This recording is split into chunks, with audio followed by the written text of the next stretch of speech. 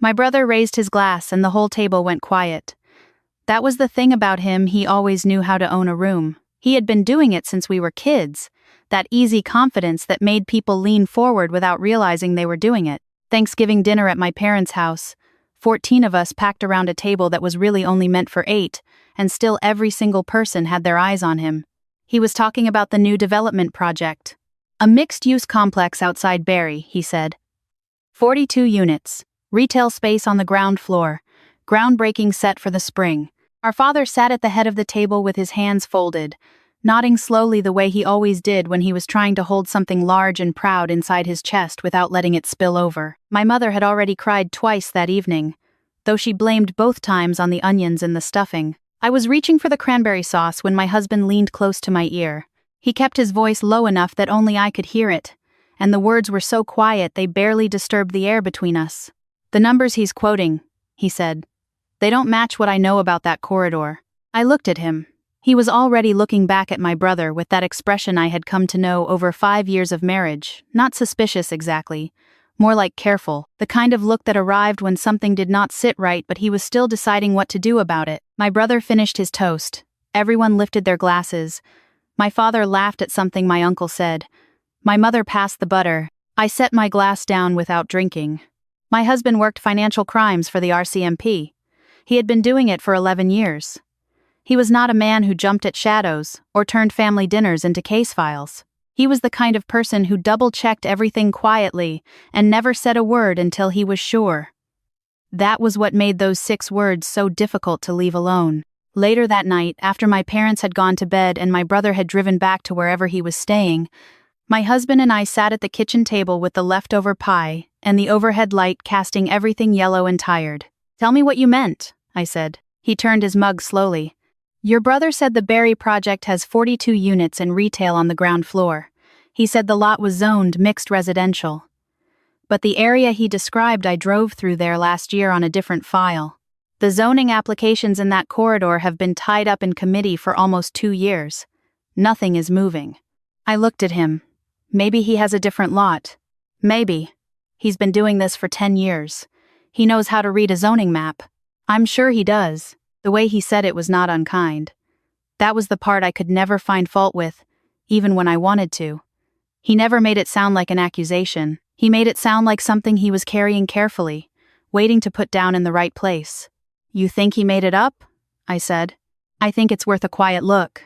I stared at the table. My brother was 4 years older than me, 38 to my 34. Growing up, he had been the one who figured things out first. He got his contractor's ticket before he was 25, started taking on small reno jobs, worked his way up to residential builds. My parents had come to this country with 2 suitcases, and the kind of stubborn hope that wears itself down to bone over decades of shift work and cold winters, and my brother had been the proof that it was worth it. That was the story we all lived inside. My parents told it to their friends at church, to the neighbors, to anyone who asked how the children were doing. Their son, the builder. Their son, the businessman. I did not sleep well that night. In the morning, I came down before anyone else. The Thanksgiving weekend stretched ahead of us. My parents always kept us for the full long weekend if they could. My mother liked the house full. The coffee was already made because my father had been awake since 5, same as every morning since he retired from the plant, as if his body had never gotten the news. My brother came down at 8:30 looking rested. He poured himself coffee and leaned against the counter the way he always had since we were teenagers, like he owned whatever room he was standing in. "Good sleep?" he asked. "Fine," I said. He looked at me for a second. Just a second. Then he asked if there was any of the pumpkin pie left. My husband stayed out of it that morning. He took my father out to the backyard to look at the fence that needed replacing along the back property line, which was something my father had been meaning to fix since August and had mentioned 3 times at dinner. It was the kind of small, practical kindness my husband was good at finding a way to be useful that also gave me room. I called my cousin from the front hallway, keeping my voice low. She lived in Barrie and had done bookkeeping for a few local contractors over the years. We were not especially close, but we talked at Christmas and she had always been honest with me in the straightforward way that certain relatives are, the ones who never learn to soften things and you end up grateful for it. She answered on the second ring. We went through the usual things, her kids, her husband's new job, whether she was coming to my aunt's birthday in December. Then I said I had a question about the construction business up there. Nothing serious, just trying to understand something. Sure, she said. What do you need? My brother's been talking about a project in the area. Mixed use, near the 400 corridor. Do you know anything about it? There was a pause. Not a long one, but I noticed it. What kind of project? I described what he had said at dinner. The lot size, the unit count, the retail component, the spring groundbreaking. She was quiet for a moment. I haven't heard anything about that. And that area, honestly, nothing major is moving there right now. The zoning's been a mess. Right, I said. Is everything okay? Just trying to keep track, I told her. After we hung up, I sat on the bottom step of the staircase for a while. Through the kitchen doorway, I could hear my mother humming. The same sound she made when she was making something she had made 1,000 times before and did not need to think about. Through the window at the end of the hall, I could see my husband and my father walking the length of the back fence. My father pointing. My husband nodding and writing something on the back of a receipt he had pulled from his jacket pocket. Taking notes about a fence. Still doing the job. Even when the job was just being a son-in-law. I went back to the kitchen and sat with my mother while she made soup. That evening, after my brother left to meet a friend in town, my husband and I sat in the small guest room with the door closed and his laptop open on the bed between us. He had spent part of the afternoon looking into things the way only someone who knows where to look can. Not official channels, that was not what this was, and he was careful about that line. Public records, the Provincial Contractor Registry, the Financial Services Regulatory Authority database, business registration filings. He walked me through it without theatrics. My brother's general contractor license had been active until 4 years ago. Then there was a complaint filed, related to a residential project in Innisfil. A family had paid a deposit on a renovation, and the work had never been completed. The license had been suspended pending investigation, and had never been reinstated. I stared at the screen. 4 years. Yes. He told Mom and Dad he just finished a custom build in Collingwood in the spring. I know. I stood up and went to the window. Outside, the October dark was complete. A streetlight at the corner made a small orange circle on the wet pavement. My parents' neighborhood had not changed much since I was a child. The same bungalows, the same slightly overgrown hedges, the same sense of a place that had settled into itself and stopped trying to impress anyone. He can't take on licensed work without his ticket, I said. No. So what has he been doing? My husband chose his words carefully, the way he always did. Based on what I can find, he's registered a numbered company. It's active. But there's no visible project history attached to it. No WSIB account in good standing. Nothing that would hold up if a client looked closely. I pressed my fingers against the cold window glass. And the Barry project? I can't find a permit application, a zoning amendment request, or a site plan submission that matches what he described. If a project like that was moving forward, there would be a paper trail by now. I turned around. My husband was sitting on the edge of the bed with his hands resting on his knees, watching me with the kind of steadiness that is not cold but is honest. I had married him in part because of that steadiness. I had not imagined I would one day be grateful for it in exactly this way. How long do you think this has been going on? I asked. He exhaled slowly. The license suspension was 4 years ago, but some of the business filings suggest the company structure changed around 6 years back. I don't know. I only have the surface. I thought about the last 6 years. The stories at Christmas and Thanksgiving and the occasional Sunday call with my parents. The Collingwood build. The project in Midland before that. The townhouse development he had said he was partnering on somewhere east of the city. My parents mentioning them to their friends. My father saying, with that particular quiet pride, that his son had built something that would last. Then I thought about last spring, when my mother had mentioned, almost in passing, that she and my father had given my brother some money to help with a cash flow problem between projects. She had said it the way she said things she did not want to make too much of. $40,000. Their savings from years of careful grinding thrift. She had said it was an investment. He had promised a return. I had not thought much about it at the time. I had told myself it was their money, their decision, that my brother would handle it responsibly. Standing in that small room, I felt the weight of that thought land differently. I sat down beside my husband. I need to talk to him first, I said, before we do anything. Just me and him. He nodded immediately. Of course. And I need you to not be there. He nodded again. No argument, no condition. He simply reached over and put his hand over mine for a moment, then let go. The next morning I called my brother and asked if he wanted to get coffee. Just the two of us, I said. Catch up properly. He said sure. There was a Tim Hortons near the highway. He'd meet me at 10. I arrived first and sat in a corner booth with 2 large coffees, and my hands wrapped around mine, and the smell of the place all around me. That particular smell, that has been the background of so many ordinary Canadian mornings, that it has become its own kind of comfort. Usually I found it steadying. That morning it did not help. He came in wearing his jacket and a good watch and the same easy walk, and he slid into the seat across from me and picked up his coffee and said it was getting cold out there. The weekend had gone too fast. It was good to see everybody. I let him talk for a while. He was good at that, filling space. He always had been. Then I set down my cup and looked at him directly and said, I know your license was suspended. The room did not change. People at other tables kept talking. A car pulled through the drive-thru outside. But across from me, something in my brother's face went very still. Not a dramatic change. Just the quiet, immediate stillness of someone who has heard the thing they have been waiting to hear for a very long time. He looked down at his coffee. How long have you known? He said. Since yesterday. He let out a breath. Did Dad?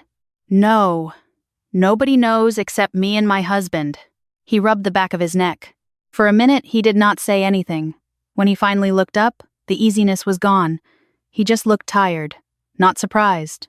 Not defensive. Tired in the way that only comes from carrying something heavy for years and years without being able to put it down. I meant to fix it, he said. When the license got pulled, I thought it was temporary. I thought I would sort out the complaint, pay back the deposit, get the suspension lifted, and nobody would ever have to know there was a gap. But, he shook his head slowly, but the complaint turned into a formal investigation, and the investigation took 14 months, and by the time it was over the client had gone to small claims and I settled, and by then I was behind on everything. The project I had lined up fell apart. I couldn't bid on anything licensed. I had all this overhead and no income and I let it go too long. And you told Mom and Dad you were still building. He said nothing. You told them you built something in Collingwood. I was consulting on that project, he said quietly. I didn't lie about that part. You let them believe it was yours. He closed his eyes briefly. Yes. And the money they gave you. At that, he looked at me sharply, and I saw something move across his face, something painful and complicated. I'm going to pay that back. It's $40,000. I know what it is. His voice was low. You think I don't know? You think I go to sleep at night without knowing exactly what it is and where it came from and how long they worked to save it? Then why did you take it? He pressed both hands flat on the table. Because I needed it and I was ashamed and I told myself it was temporary. I told myself I was going to turn it around. I had a plan. He stopped. I always have a plan. I looked at him across the table. He was 4 years older than me and had always seemed, in that particular way of older siblings, slightly ahead of the rest of us. More certain. More capable. Sitting there in that booth with his hands flat on the table and his coffee going cold, he looked like someone who had simply run out of road. What happened to the Berry project? I asked. He looked out the window. There is no Berry project. The words fell flat and final. I needed to say something at dinner, he said. They always want to know what's next. There's always a next thing. So I described something I'd been looking at. A real site. Real zoning issues. I was going to say I was still in early stages. You made it sound like it was done. I know. He shook his head. I shouldn't have. I don't know why I do that. I open my mouth and the better version comes out and then I have to keep building the better version to hold up the first one. And he stopped. It gets away from you. That's the only way I can explain it. It gets away from you. I sat with that for a moment. Outside, the sky over the highway was that flat October gray that settles over Ontario like a lid and does not lift until April. You have to tell them, I said. He looked at me immediately. Emmy. Don't. They're not young. Dad's blood pressure. I said don't. I kept my voice even. You don't get to use them as the reason you kept lying and also as the reason you can't stop. He was quiet. I watched him turn his cup slowly. The same nervous habit he'd had since childhood. Always needing something in his hands when he was thinking. Mom cried last night when she was talking about you to Aunt Patricia, I said. Did you know that? She was telling her about the Berry project. She said she knew you were going to do something really big. She said she always knew. His jaw tightened. She's not crying over a hero, I said. She's crying over her kid. That's the part you keep getting wrong. He didn't answer. I picked up my coffee. Tomorrow morning. At breakfast. You tell them. All of it, the license, the money, the projects, everything. And if I don't? I looked at him steadily. Then I will. He held my gaze for a long moment. Then he looked away. We drove back to my parents' house separately. That night I could not read, could not watch anything, could not sit still long enough to do much of anything useful. My husband made tea and sat beside me on the couch and did not try to fill the silence. That was the other thing about him he knew when silence needed to stay as silence. When the kindest thing was simply to be present without demanding anything from the presence. What if it breaks something permanently? I asked. He thought about it. What breaks faster, the truth or the lie? I didn't answer, but I thought about my parents' $40,000 sitting somewhere in a gap between what my brother had been and what he had pretended to be. I thought about my father at that dinner table with his hands folded and his eyes shining. I thought about the version of his son he had been carrying for years, and how much heavier the real version was going to feel at first, and how much lighter, eventually, if we got to eventually. I went to bed before midnight. I slept better than I expected to. The morning was cold and clear, the kind of Canadian October morning that makes everything look sharp and slightly too bright. Frost on the grass in the backyard. The maple out front had gone fully red since we'd arrived, and now it stood against the blue sky, the way trees only stand for about 4 days in the whole year before the leaves let go. My parents were at the table when I came down, my father with his newspaper, my mother with her tea. My brother came in a few minutes later, and I watched his face when he walked through the door, and I knew from the look of him that he had not slept. He poured coffee, he sat down. He did not say anything for a moment. My father glanced up. "You're quiet this morning. I need to tell you both something," my brother said. My mother set down her tea. He told them. He started at the beginning, the complaint, the investigation, the suspended license, and he did not leave out the parts that were hardest to say. He told them about the projects he had described that were not his, the builds he had implied were finished that he had only been nearby. He told them about the cash flow problems, and the settled claim and the years of patching one story over another, and then he told them about the money. My mother made a small sound and then was very still. My father's face did something I had never seen it do before. It did not go angry, which is what I had expected. It went careful. The way a person looks when they are handling something, they are afraid of dropping. When my brother was finished, the kitchen was so quiet I could hear the refrigerator running. My father set down his newspaper. "How much of what you've told us over the years was true?" he asked. My brother thought about it honestly. The work in the early years was real. The projects before the suspension, most of that was real. I built the things I said I built. After that he stopped. After that I was filling in gaps. My father nodded slowly. He asked a few more questions. Practical ones. The kind of questions my father always asked because he was a man who had always needed to understand the shape of a problem before he could figure out what to do with it. He asked about the license and whether it could be reinstated. He asked about the money and whether my brother had any way to start paying it back. He asked about what my brother had actually been doing for work. My brother answered honestly each time. Then my mother, who had not said anything since the small sound she had made at the mention of the money, reached across the table and covered my brother's hand with hers. "Did you think we would stop loving you?" she said. My brother looked at her, and I watched something happen in his face that I did not have a word for exactly. Not relief, not quite, more like the expression of someone who has been holding a door shut against a great weight for years and has finally let go of the handle. "I didn't know," he said. My mother shook her head. "We have been through harder things than this," she said. "Your grandfather lost everything twice. Your father was laid off for 18 months when you were small, and we did not tell you children because there was nothing you could do. This family does not break because things go wrong. We break when we stop telling each other the truth." My father had been listening with his hands folded. He looked at my brother for a long moment. "The money," he said finally, "is the least of it. We can figure out money. What I want to understand," he paused. "Why did you think you had to do this alone?" My brother had no answer to that. None that would hold up anyway. My father made a sound that was not quite a sigh, and not quite a laugh. "I pushed you hard when you were young," he said. "Maybe too hard. Maybe you thought anything less than the picture in my head was a failure." He shook his head. "That was my mistake as much as yours. My brother looked at him. Dad, I'm not finished. My father's voice was quiet. You should have come to us. 4 years ago, 6 years ago, any of those years when it started going sideways, you should have called and said I have a problem. We would have helped you. We have always helped you. I know. No, my father said gently. I don't think you did. But maybe now you do. My mother made tea. My father folded his newspaper and set it aside and did not pick it up again. My brother sat at the table and I sat across from him, and for the first time in as long as I could remember, the conversation was about what was actually true.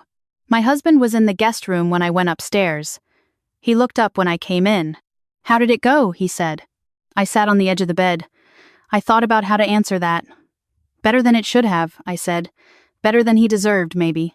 Or maybe exactly what he deserved, and I've been underestimating my parents for 30 years. He smiled a little. Probably the second one. My brother stayed for the rest of the weekend. He slept on the couch and helped my father with the fence repair and drove my mother to the pharmacy on Sunday morning. He did not try to be impressive. He just showed up and was useful and was quiet when quiet was what was needed. On Sunday evening, before my husband and I drove back to the city, my brother found me in the front hallway where I was looking for my scarf. I'm going to call the licensing board on Monday, he said. Start the reinstatement process. I looked at him. And I'm going to talk to a financial advisor about the repayment. I want to give Mom and Dad a timeline they can actually count on. Okay, I said. It's going to take a while. Yes. He was quiet for a moment. He looked at the floor, then at me. What you said at Tim Hortons. About the better version. He stopped. I've been building the better version for so long I think I forgot what the real one looked like. I found my scarf on the hook behind the door. I wrapped it around my neck and looked at my brother, who was 4 years older than me and had spent the last several years slowly disappearing inside a story that had nothing to do with him. He looked like you, I said. When I found your contractor photos from the early years, he looked exactly like you. My brother did not say anything to that, but something in his face settled. My husband and I drove home through the dark with the highway lights streaming past and the radio low and the heater running. An hour north of the city, I said. Thank you. He glanced at me. For what? For whispering instead of saying it out loud. At dinner. He was quiet for a moment. I wasn't sure I was right, but you said something anyway. I trust you more than I trust my certainty, he said. You needed to be the one to decide what to do with it. I looked out at the road ahead. The lights of the city were beginning to appear on the horizon, that soft orange glow that means you are almost home. The weeks after that were not simple. My brother began the reinstatement process, and it was slow and paperwork heavy the way these things always are. He took on legitimate work where he could project management consulting, nothing that required his license, while he waited. He set up a repayment arrangement with my parents, structured and written down, which my father had insisted on not because he needed the guarantee but because he wanted my brother to feel the weight of a real commitment and then keep it. There were hard conversations with extended family. A family friend who had been told enthusiastically about the Berry project asked my mother about it in November, and my mother told her quietly that it had not come together, and left it at that. My brother dealt with the rest himself, one call at a time, which was the right way to do it. My father said something to me in December, when I called to check in and we ended up talking longer than usual. He said that what had bothered him most, in the days after the breakfast confession, was not the failed projects or even the money. It was the image of his son waking up for years inside a life that was not real, carrying that weight through every holiday and every phone call and every carefully managed story. That was what had kept him awake. Not disappointment. Grief for all the ordinary conversations they had missed because his son had been performing rather than living. I have thought about that a lot since.